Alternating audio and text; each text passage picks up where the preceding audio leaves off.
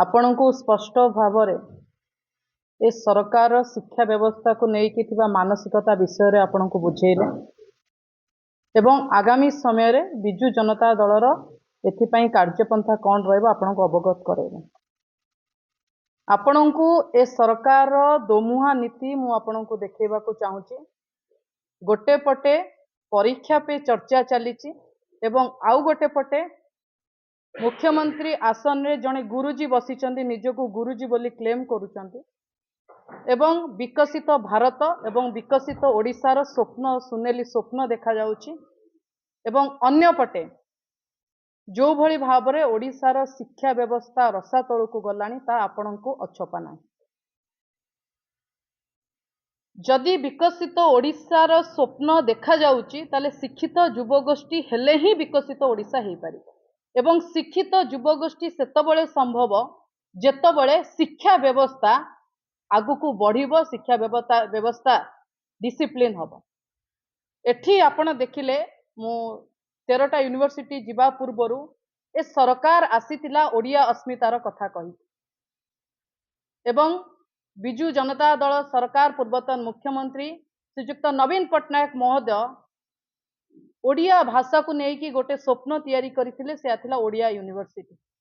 ओडिया भाषार भविष्य केमती हबो, ओडिया भाषा केमिति आगु को बढ़िबो एवं आम पिला माने केमिति ओडिया भाषा रे अधिक शिक्षित है। आज ओडिया भाषार ओडिया यूनिवर्सिटी रे कुलपति नाहांती एवं ए 13टा यूनिवर्सिटी पूर्वरु ओडिया यूनिवर्सिटी रो कुलपति चयन आरंभ हेई सारी थिला प्रोसेस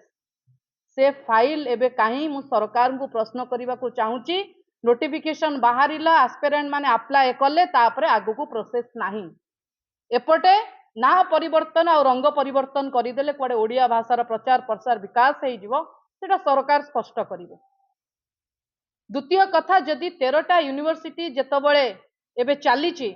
प्रोसेस आपण गोटे जिंस देखिबे किए शिक्षा व्यवस्था रु आसीची किए शिक्षा गवेषणा रु आसीची सेटा मापदंड हवा बदल रे जेमिति डॉक्टर अरुण कुमार साहू महोदय कहिले बेसी देखा जाउची कि आरएसएस आइडियोलॉजी रो किए बीजेपी आइडियोलॉजी रो किए बीजेपी को निजर सती चेहरा देखै पारि। आमे सुनुचु 39 टी ना जाइची महामहिमंग पाखक आपण टिके सेमानकर सोशल मीडिया कि बीजेपी रो सोशल मीडिया जिबे से 39 टी ना भितरु प्रायतः समस्तंक भितरे गोटे माराथन चलीची जो माने कुलपति पई अप्लाई करिचंदी जो माने सिलेक्ट हेइचंदी किए बीजेपी रो लोक बोली निजको प्रमाणित करि परिबो। एबे बाहरितिला बजेट बाहरिला बजेट रे बीजेपी रो साइड रे कुलपति पई अप्लाई करितिबा किछि प्रोफेसर किछि रिटायर्ड टीचर रिटायर्ड प्रोफेसर मानकर बाइट पड़ीची पद्म चिन्ह दिया है।